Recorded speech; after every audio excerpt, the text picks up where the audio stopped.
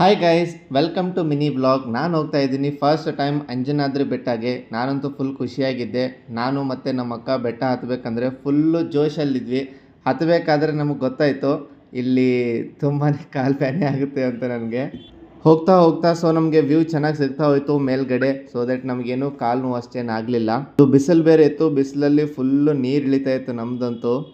And ಮಿಡಲಲ್ಲಿ ಒಂದು ಸಣ್ಣ cave ಥರ ಬಂತು. ಈ ಕೇವ್ ಅಂತೂ ಫುಲ್ ಸಿಕ್ಕಾಪಟ್ಟಿ AC ಆಗಿತ್ತು ಫುಲ್ ಕೆಳಗಡೆ. ಮತ್ತೆ ಹೊರಗಡೆ ಬಂದಮೇಲೆ ಮತ್ತೆ ಅದೇ ಬಿಸಿ ಗಾಳಿ. ಫೈನಲಿ ಮೇಲೆ ಬಂದ್ವಿ.